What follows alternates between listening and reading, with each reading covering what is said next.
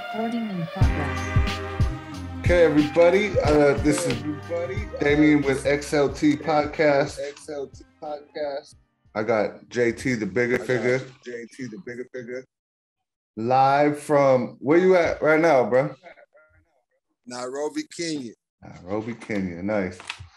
So JT is a rapper, producer, filmmaker, entrepreneur, musician, CEO and owner of TrapFlix, a Netflix-like on-demand movie streaming service. He's filmed and directed over 40 films since year 2000, maybe more. Nah, I'm at 100 now. Damn, nice. Since 2000, yeah, that's a 20-year run. So that's a nice run. That is, man. I know. It makes me feel lazy, like really lazy. I'm like, oh my God. One a month for 10 years? Yeah, that's good. JT has worked with hip hop heavyweights such as Nas, Snoop Dogg, Master P, Tupac, E40, Gucci Mane, etc., etc., etc. Nice to meet you, man. Welcome. Hey, man, you know, I got the invitation, so I didn't want to turn it down. You know what I mean? Yep. I like giving people that I don't know exclusive content, exclusive answers, information. I haven't did that many interviews this year, so I know it's at the end of the year. I got a lot of things done. So, you know, I feel better to do interviews now. I actually got something done. Nice. That's good. Yeah. Get the work done and then have some fun, right? Yes, sir. Yeah, nice, bro. So I'm over here. I was born and raised in San Francisco. I've been a expat for 5 years now over here in Saigon. You're from San Francisco too, obviously with the Niners dope Niners jacket. Just had to throw it on real quick. Sick. I like that one. Yes, sir. How long have you lived overseas? I moved over here in 2019, October 7th. Nice. To West Africa, Burkina Faso, a French-speaking country. And I know that's crazy. Like, why would you move over there? Mm-hmm. I got invited in 2017, and I was part of the delegation. And on that trip, I got to see the African, you know, culture up close and personal. Well, prior to that, I went to Nigeria with Snoop Dogg in 2007. So 10 years later, I got invited as me to come to Africa. It wasn't Nigeria, but it was Burkina Faso. It's not a rich country. It's not a developed country. It's a struggling country. And on my first trip in 2017, I just saw, you know, the struggle of the people, the pain, the challenges, you know, the roadblocks that's right there for them. And one of the biggest problems in the country at that time was clean water supply. That was the biggest need that I seen, and that I asked them. I was like, you know, if I want to help, what's the best way to help? I got some money, you know, I want to spend some money to help the people, man. I didn't know if it was buying food. I didn't know if it was getting some machines. What they told me was, if you want to help us with some water. Help us get, it's so many areas that don't have clean water. Any area right now, the place that they pointed me to was called Kaya. And in the news right now, Kaya is having problems with the French government because, you know, they taking money, they taking stuff. So the people start uprising. So that's that particular place called Kaya. They had some terrorist attacks there. A lot of officers lost their lives. But this was going on back then in 2017. So this is nothing new. And I said, well, let me help pay for a water well. I never did that before. I never provided, clean water. I didn't know how important it was until I got to see the people that needed the water. And I called the water well Mama Pearl's Water Well. And it's free. I'm not charging for the water. It's free. So that's my first experience of being a servant to the people on the African continent. That was my first action. Right. But when I did the action, I just felt so good to see, like, you mean to tell me thousands of people was about to come to this water well and get this free water? They're like, man, you don't know what you just did. Like,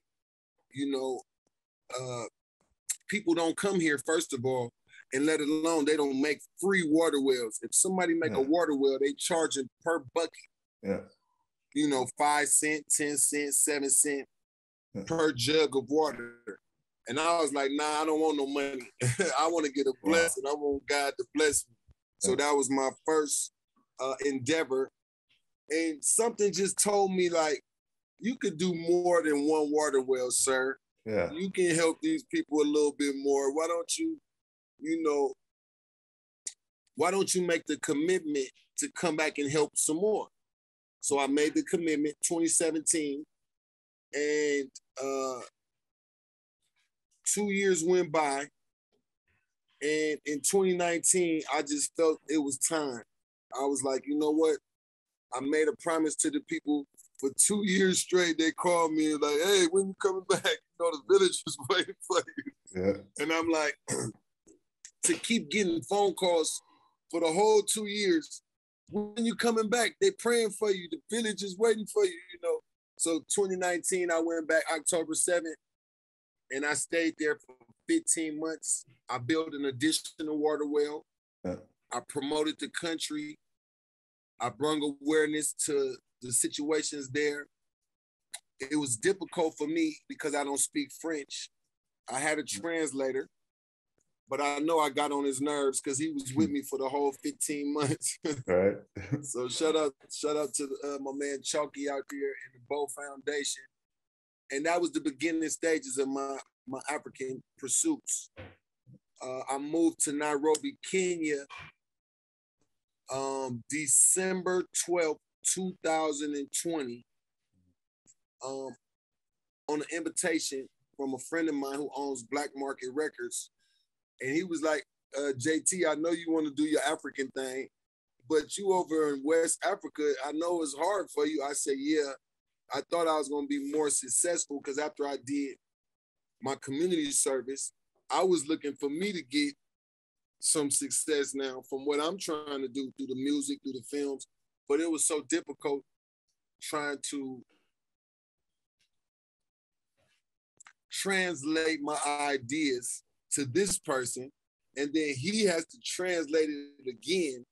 And when you're trying to make a movie or doing music or going to the studio, it was difficult. So when I got to Kenya, everybody speak English. Nice. And that's when I felt like, oh man, I found the gold mine now. And I've been over here almost a year. In a few days, it'll be 1 year in Nairobi, Kenya. It's a lot more modern. It have more resources for me to have access to actually become successful in Africa, like doing music, doing films. I just built my first water well over here. So my soul is watered by providing free water. I don't know. It's just when you see little kids and mamas, like we so blessed in America, we have running water in an apartment, in a project, in a house. You always got running water.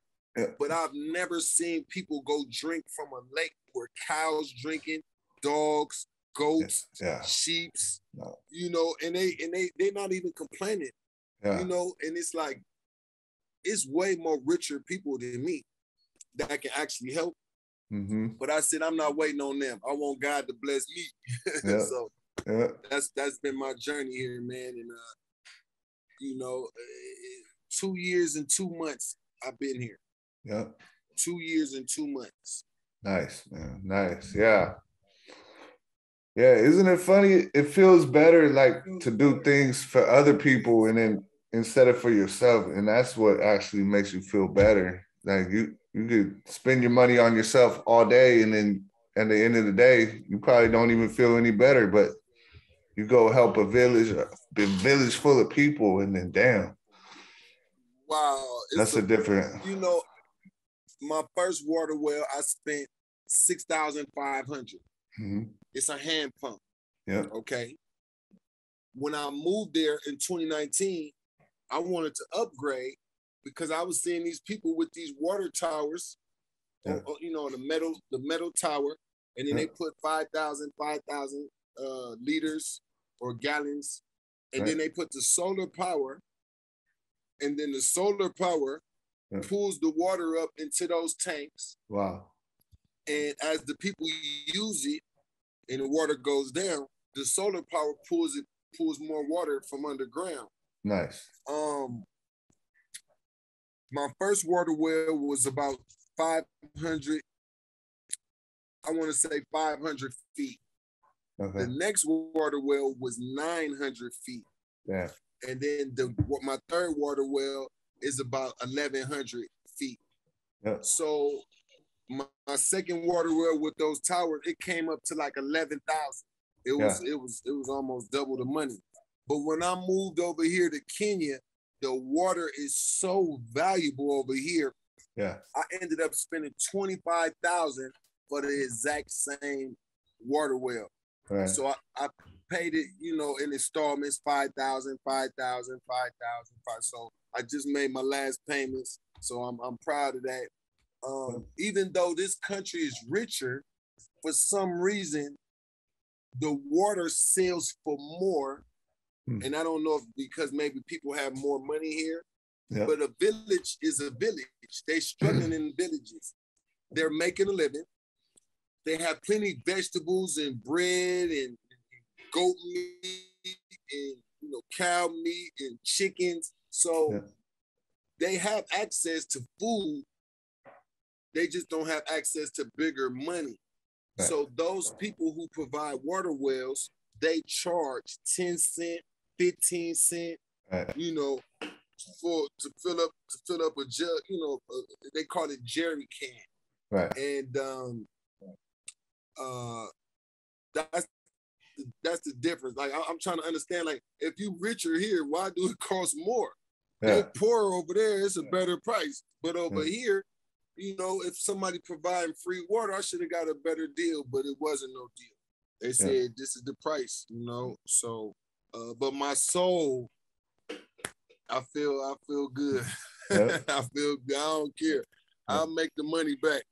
But my soul is you know, coming from San Francisco, you know, to make it through those slums and make it through the hood life and, you know, the crime opportunities and gang violence and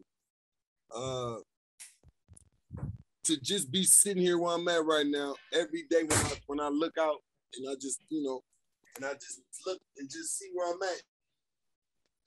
I'm like, man, this journey have been worth it. It's been worth it. It's been worth it for my soul. It's been worth it for me as a human being.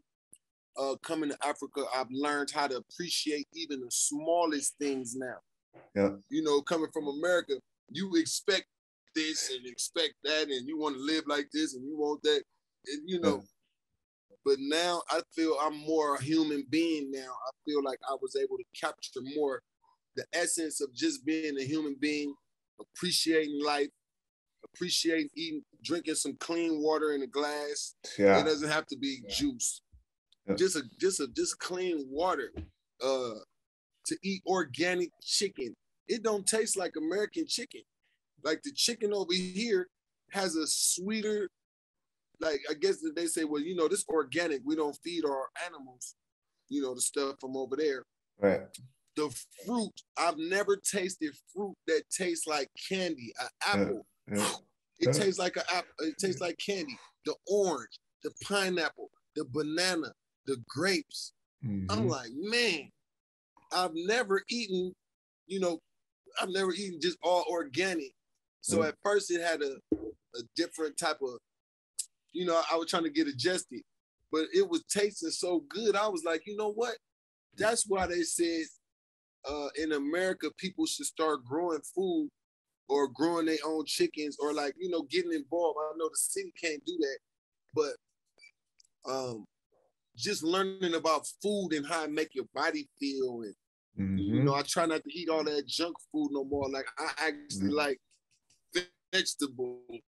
I like spinach. I like carrots. I like tomatoes. I like garlic. I like onions. You know, I like beans. Like, you know, so this experience, it did a lot for me, man. It did a lot for me.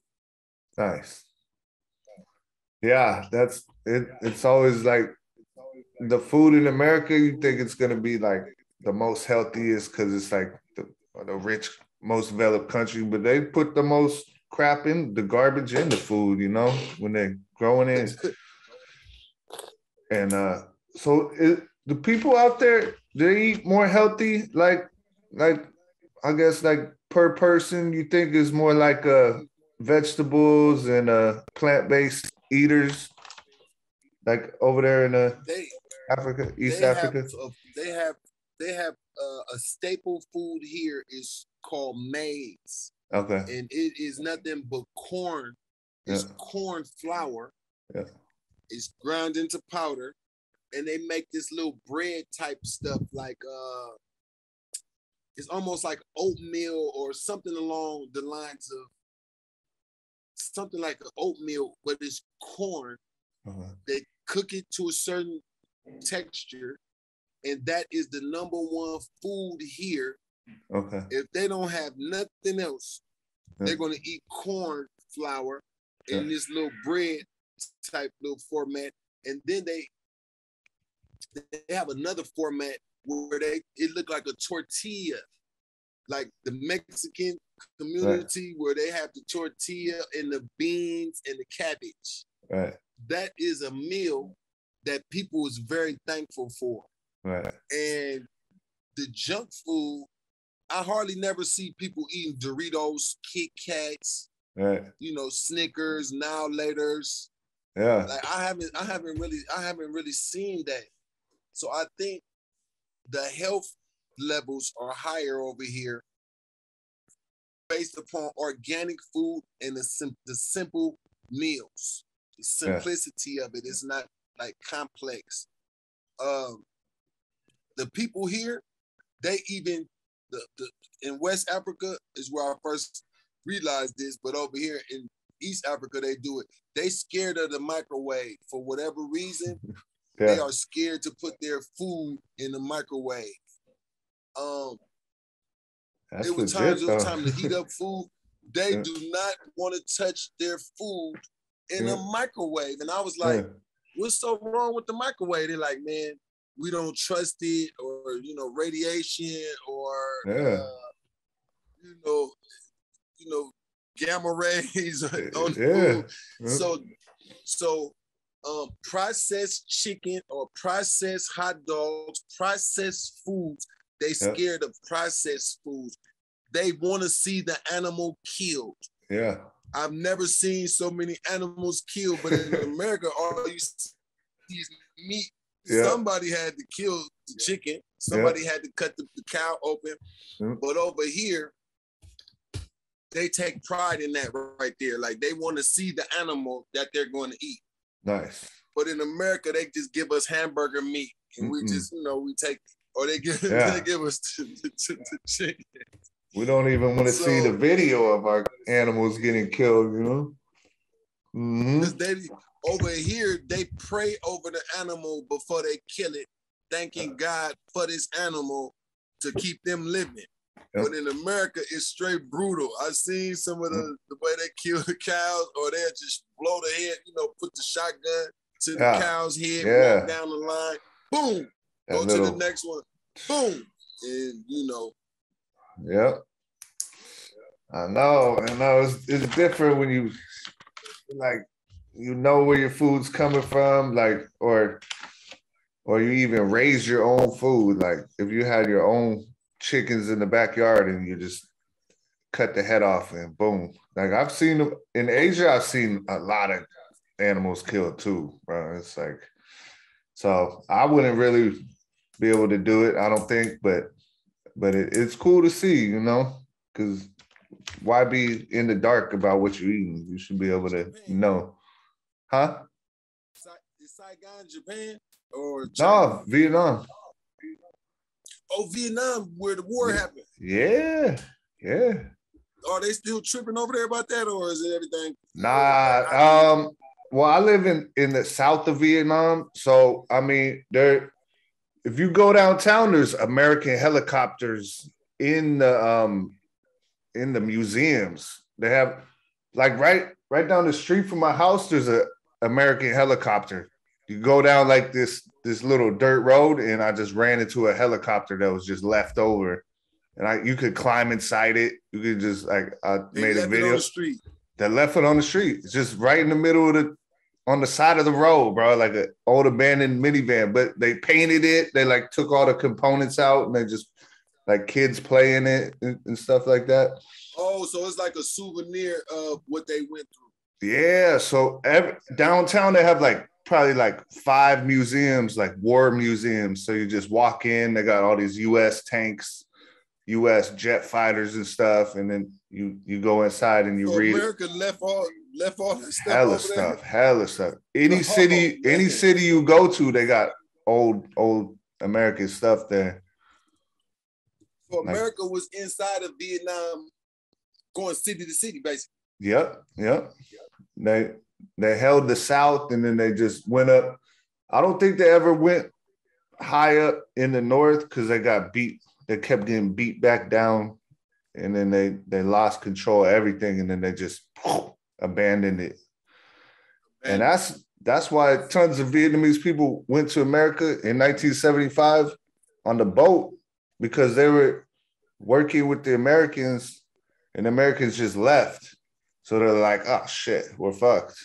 And they just jumped on any boat. Like Afghanistan. Exactly, bro. Like Afghanistan. Yeah. I see where they had the airplane. Yeah. Like, hey, we helped y'all. And they like, you gotta take us out here. They gonna kill us over here. Exactly. They're comparing it is almost the exact same thing. Like Americans withdraw and everyone's like, hey, what the fuck?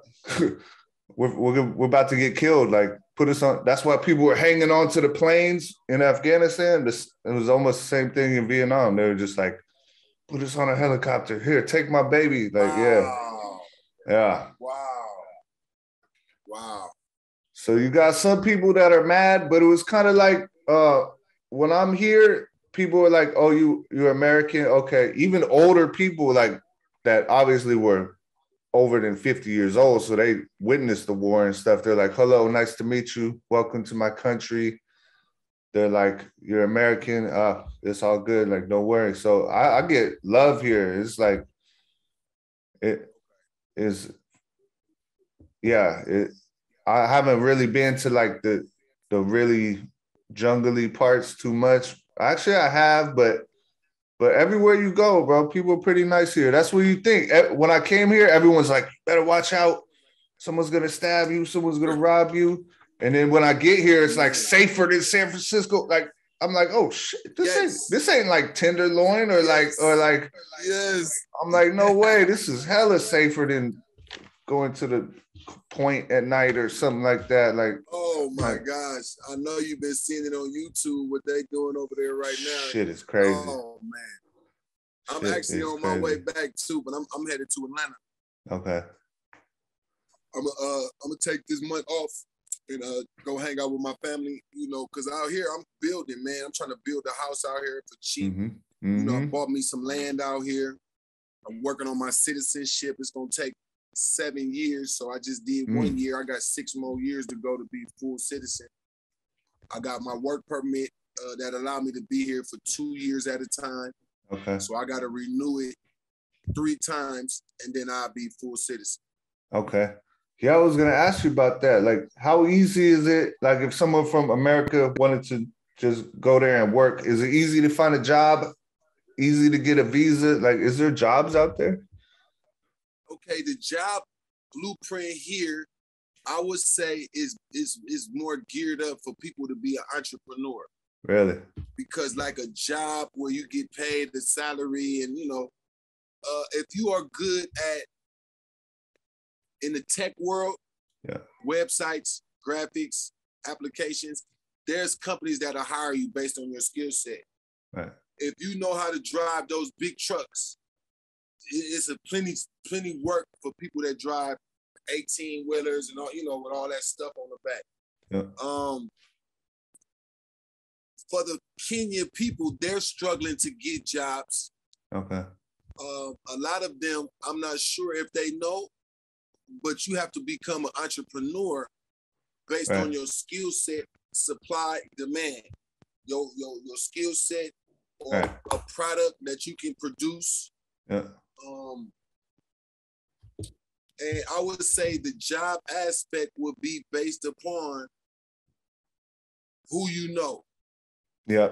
Like just to get off the plane and come over here and be like putting in applications. I don't think that'll work for any American, black or white. Right. It's not a color thing. It's a supply and demand thing. And then you have thousands and millions of other Kenyans that's looking for a job. Yeah. So for you to come, you better be good at whatever it is you're doing. Right. I still make money from my catalog, which allowed me to be able to live over here all this time. Yeah.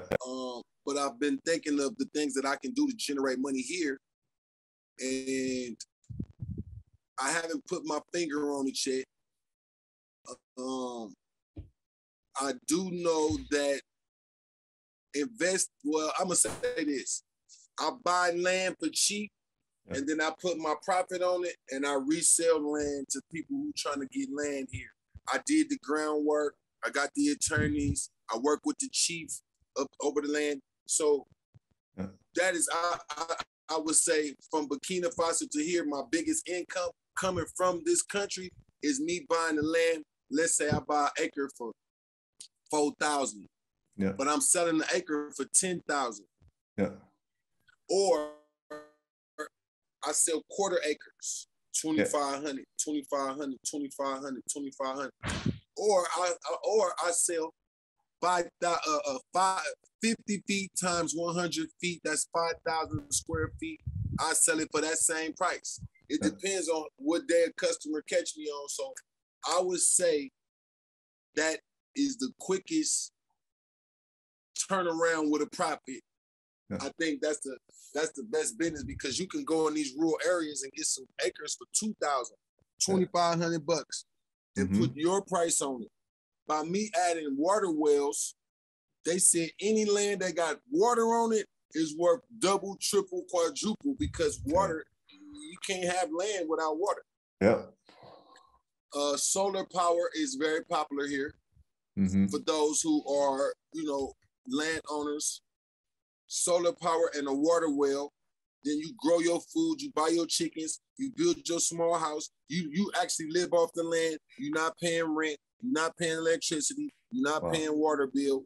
You absolutely have a chance to live and make a living. Yeah, like you can make a living. The dollar over here, $1,000 turns into like 1,200. Okay. So every $1,000, when you bring it over here, you got $1,200. Yeah. Yeah. It converts into Kenyan shillings. Yeah. But when it convert, you get extra money with that. So Burkina Faso, it didn't go that way. But over here in East Africa, your money is bigger for you. Yeah. So you live in West Africa, East Africa. I know North Africa is different, South Africa. What's the difference between like the East and the West of Africa? What are like the main differences? First of all, language. Swahili is East Africa, and French is the dominant language of West Africa. Okay. But the language that connects the whole East Africa together is English, because they have different versions of Swahili. That's an original language, but I just left Uganda and they don't even speak the regular Swahili. They speak Lugandan. Okay. So the difference is the development of the country. I think China have a big part to play in over here in Kenya because it looked like Los Angeles. It looked like Atlanta, Georgia to me. Like this place is the closest thing that I've seen to LA, Atlanta. It looked like LA, Atlanta mixed because you got the rich neighborhood with all the palm trees and grass, you know.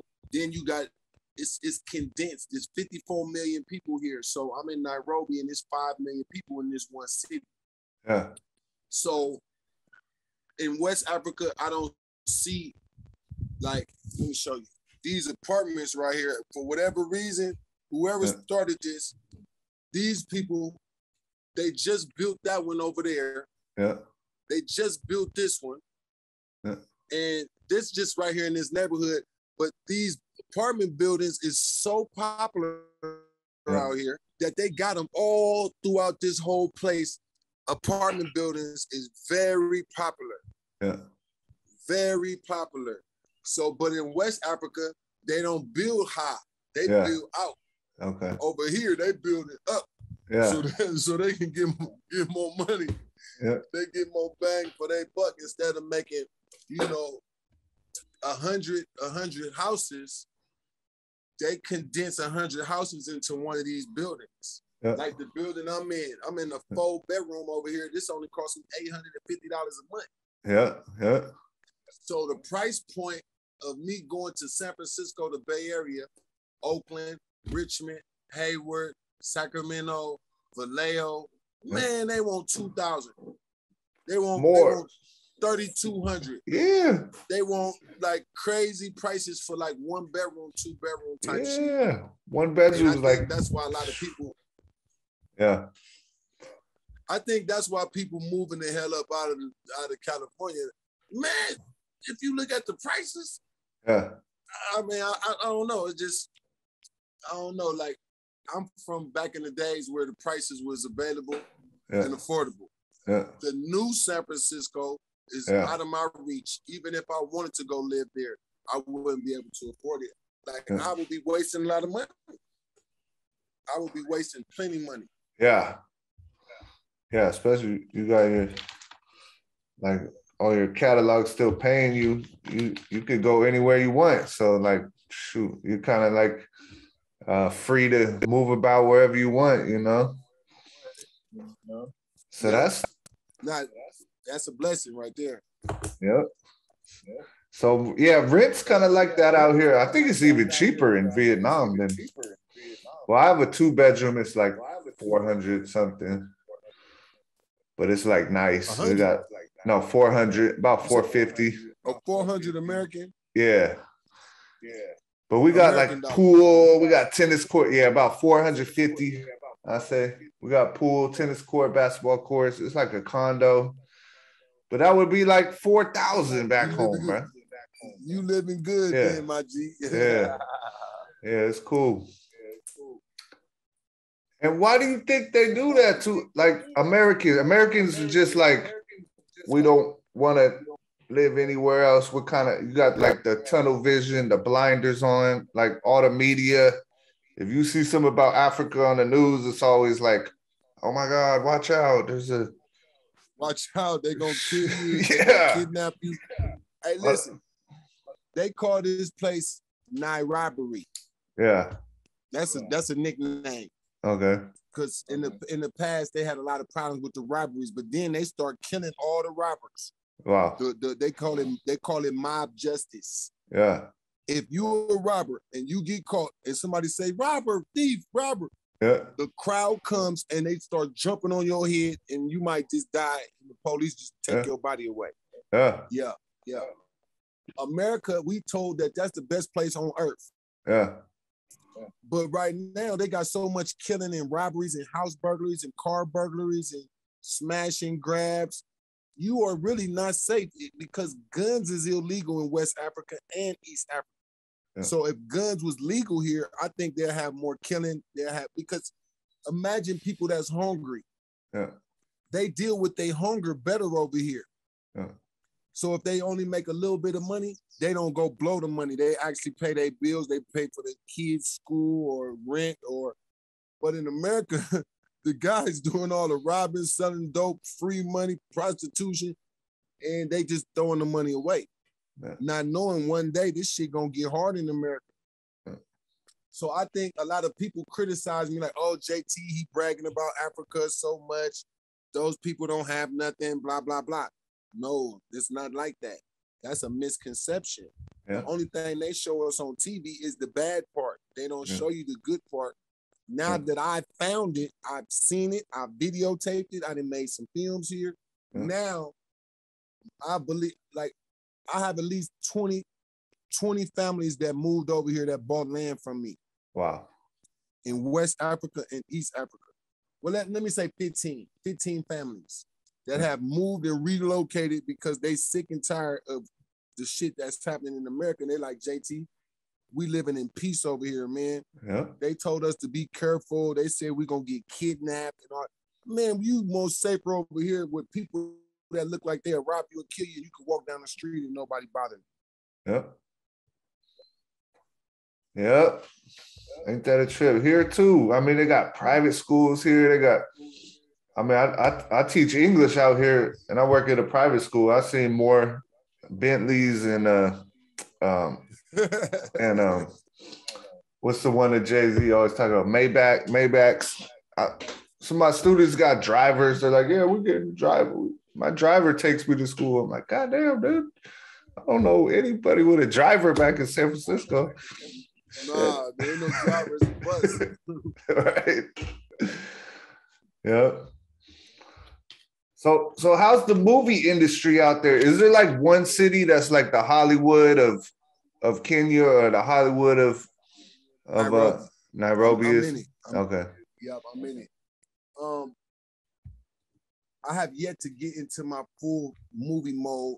Yeah. Because I realized I need to get my own cameras and shit. Like hiring these dudes is good. It's affordable. Yeah. But the timing ain't always perfect. Like scheduling. I think getting through this first year was my biggest goal in building another water well for my soul and for my blessings. 2022 on my return, if they don't close the borders from the new virus, I could see myself making a lot of progress. I work with some of the biggest artists out here. Yeah. I done did music videos in these hoods out here. So I've been able to make a small impact. And then I also got to remake my TrapFlix. I found co-writers out here that made my social media TrapFlix. Yeah. And made my streaming. So now it's time to start building that now. It's live right now. I'm waiting to get my app developed. So it's some human resources in Africa. Somebody that can look very poor. I have a brain worth millions of fucking dollars. Yeah. Yeah. So human resources. Yeah. Human resources. That's the biggest thing. People come over here looking for gold and oil and diamonds. Yeah. You overlooking the fucking human beings. People go to school here and then they get out of school and can't find a job. Yeah, yeah. This motherfucker got a master's degree in finance, master's degree in code writing, in house building, electricity, plumbing. But the job market just ain't pretty. Yeah. That's good, man, because those people, you helping out, you giving people work that need work. That, coder, if he lived in America, he'd be making $100,000 a year or more than that. But when you can't get that visa or move anywhere, because it's hard to get a visa to go to America. Like, if it was, everyone would go there, right? Yeah. So that's good, man. So what do people do like Friday nights there, or like people? Is there like clubs or bars? Party. Yeah. They party hard out here, boy. They got clubs all around. That's what made me think like He got the Atlanta type vibe. Yeah. Because Atlanta got so many clubs. This place, they start partying on Wednesday, Thursday, Friday, Saturday, Sunday, back to work on Monday. Yeah. Nice. And is there a lot of like foreigners living there? Do you see like there's Americans or like Canadians or different kind of? There is, huh? Canadians, Americans, white, black, Mexican, Chinese, they all here. Nice. Yeah. Here too. They speak English here. Yep. You know, wherever English is at, you got some people who speak English coming. Yep. Yeah, I'm sure there's like, they got schools out there too, like that hire foreign English teachers or like they need like a, but anybody English coming with knowledge, you can get a job. If you're a teacher, if you're a nurse, if you're a doctor, if you do electronic coding, if you do engineering, if you have those skills, you can come here and get a job. Because they want somebody who know what the hell they doing for sure. Yeah. And I read Nairobi's voted the best city in East Africa too. That's like I love it, man. I love it. I love it. I love it. I love it. I love it. Yeah, nice, dude. Nice. I love it, man. I promise you, I plan on being here for a lot of years, man. Yep. Even if I go back to America, it's only temporary, but my end game will be over here because the music industry, they don't have the knowledge that I have. So I already got an advantage. Yeah. So for me, it's an advantage. Yeah. Because it's thousands of rappers here. Yeah. Thousands of singers, many studios, actors, actresses. And as I get older, I know that me being a performer will be more minimized. Yeah. But me as a company developing new talents, I will continue to do that. I will continue. I'm very excited about software right now.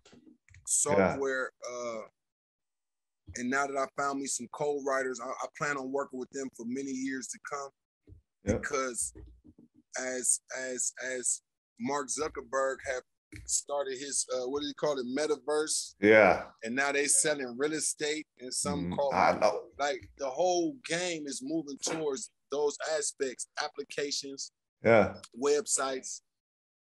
That will allow me to be in business and actually have a chance to grow. Yeah. It's a chance to grow. Being an artist is limited right now, but being a businessman, there's no limitations. Yeah, yeah. Yeah, it's crazy. You could buy a meta house. Like I think someone just bought like a meta mansion for like $2 million or something. And then you like live in that. Yeah, you could live in that. Yeah.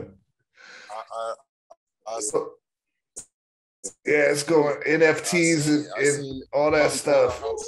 Next to Snoop Dog. NFTs and all that stuff. Yeah, I'm very excited about that. Yeah. I need to get more knowledge on that for sure. So, do you have any tips for like young entrepreneurs for beginning out filmmakers, musicians? Do you have any like JT-isms? Any good tips for people just starting out? Beginning out, for people starting out. Yeah, to anybody who's just starting out, my biggest advice would be to own your masters. Don't be in a rush to sign a contract when you're creating product.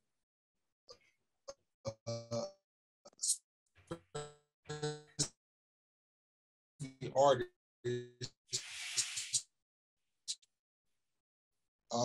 My future is also not only investing in your career, but investing into the platform. If you can own your own website, that will be a major plus, because the future of depending on Instagram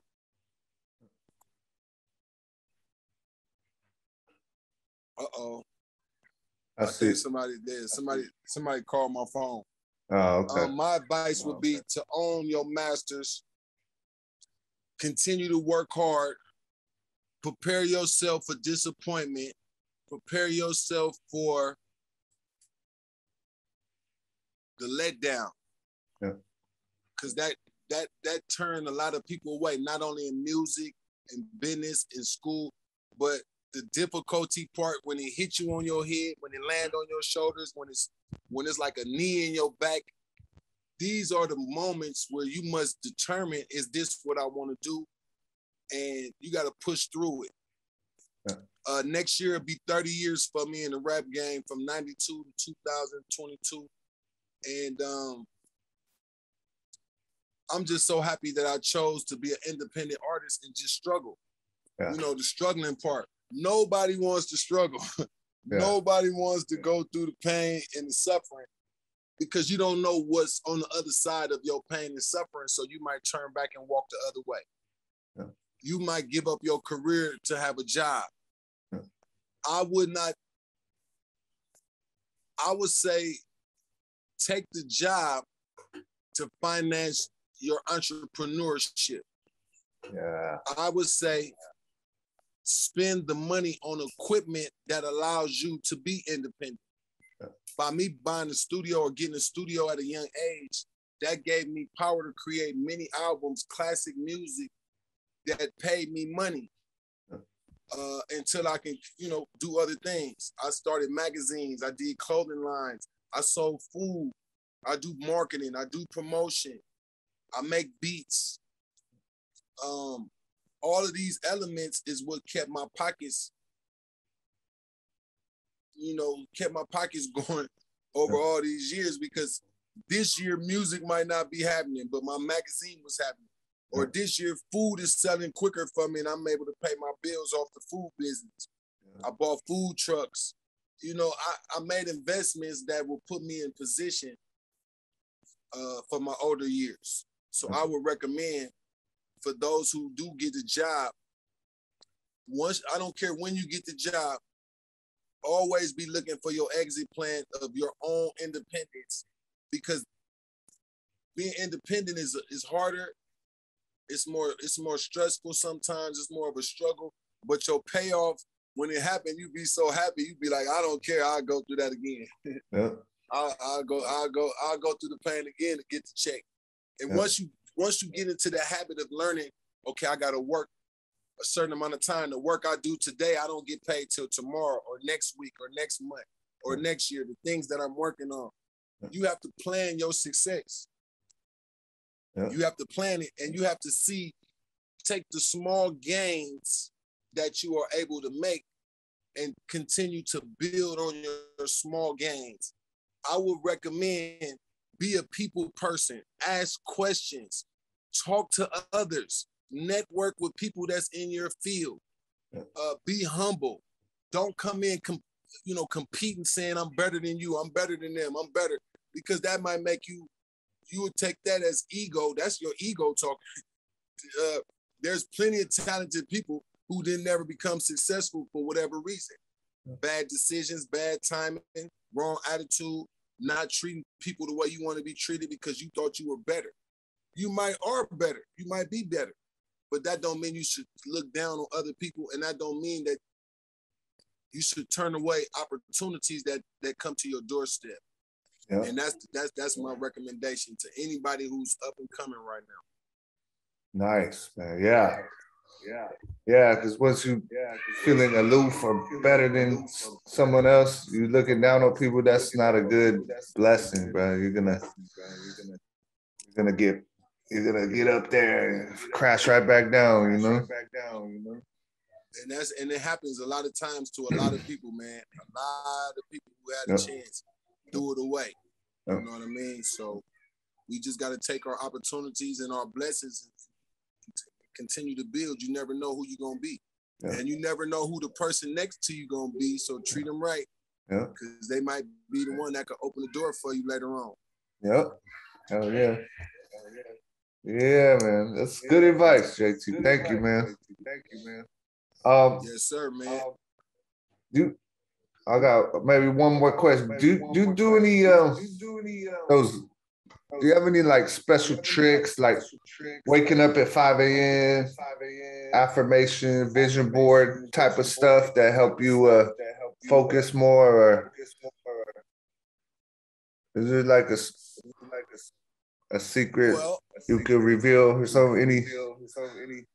I would reveal this secret: to get up at 5 a.m. and say your prayers to your creator, whatever religion you are, whatever name you know him by, or if you don't have no religion and you just, you know it's a higher power. That 5 a.m. communication with your creator, and then your hard work going into the day. I have boards all around in my living room and in my room, whiteboards, and I write my thoughts, I write ideas, I write down resource information, phone numbers, websites.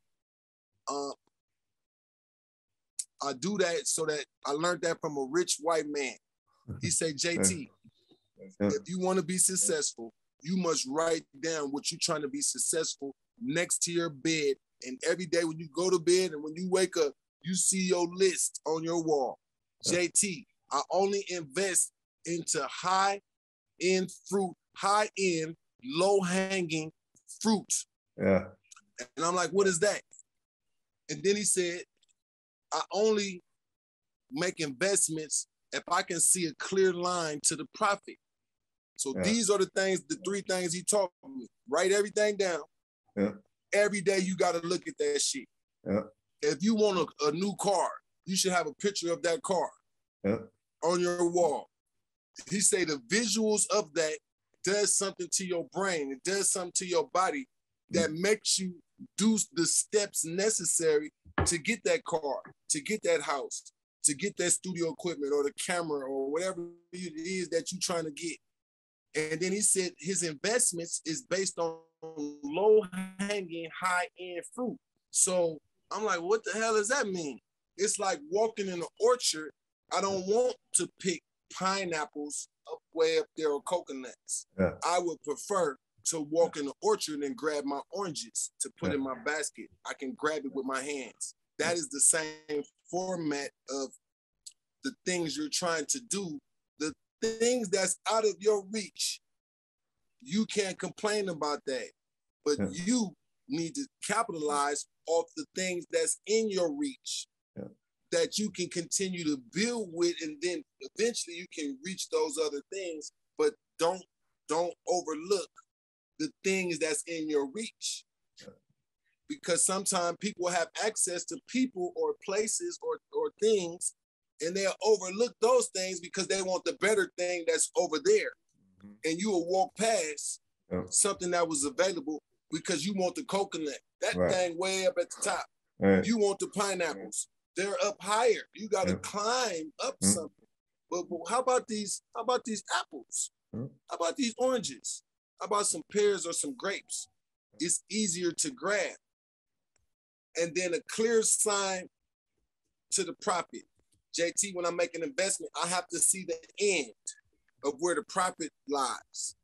So I can't go into things where it's not a clear line to the profit. That's how you get scammed. That's how you lose money. That's how you waste time. And that's how you give up and be heartbroken. Because everything's not going to be clear. But the things that are clear, those are the elements and things you need to participate in so that you can have more access to your profit. It might be a longer journey. It might have roadblocks. It might have whatever. But as long as you can see the profit, then you deal with the challenges that come with it. That's why you made the investment. That's like ordering a t-shirt machine. You know, the machine costs $600-700. Then you need some supplies. Then you need some blank shirts. Then you need to get a designer if you're not a designer.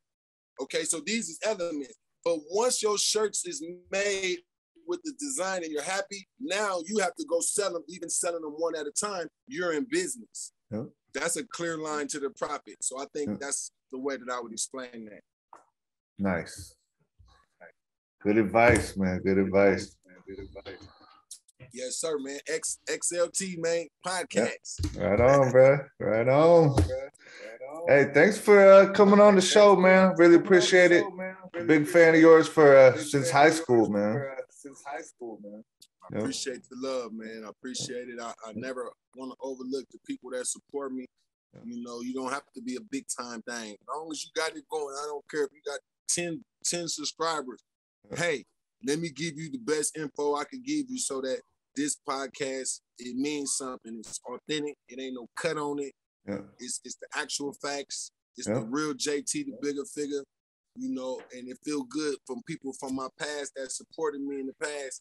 And now we can have this conversation and hopefully, you know, your listeners can benefit off of this and they can come out of the box and don't be stuck in a regular box. Oh, hey, people that's watching this, climb out the box. The whole world is available. My man is way over in Vietnam and I'm in Africa and we both from San Francisco. And we happy where we at. Don't be limited to stand in your place where you most comfortable. Be prepared to go some other places until you find that right place, that sweet spot, that sweet place, the place that you could smile and be happy. You know, and on my journey, it been a little lonely because didn't nobody want to come with me. So I'm like, I'm going. I gotta go because I don't want to end up being an old rapper that used to be the used to be the man, and I'm just some guy hanging around. I said I'll never want to be that. Nice, nice. Yeah, gotta move them feet, man. Go see the world, man. Go see the world. They're trying to shut it down on us the last 2 years, but I hope that just is a phase, bro, and they just let the world open again, because I just started traveling and then Corona hit. I'm like, oh my God, really? I can't even go to Thailand. Thailand's 30 minutes away from me. I can't even. It's like they want a COVID test every stop of the way, damn near now. Yeah. But you know, that's just the new world we living in, man. We just gotta adjust. It's another challenge. It's another obstacle. It's another roadblock that we just try to go around, go over, go through, go under to get to our destination. Yeah, man. Hey, if you ever want to come out here, hit me up, man. I'll show you around. Hey, man, I appreciate that love, and don't be surprised now. All right. Don't be surprised. I might hit you and be like, hey, I'm on my way, man. Hey, I got you. Vietnam, man, definitely, man. But thank you for having me, bro. And sure, man. You know, if you want to do another one or something, you got some more different topics you want to go over, you know, I'll make myself available for you. For sure, bro. Appreciate it. Much appreciated. Yeah, let's do it again. Sir. Let's do it again. Let's do it again, man. Much love and keep pushing, my G. You too, man. Take care, bro. All right, peace. All right, later.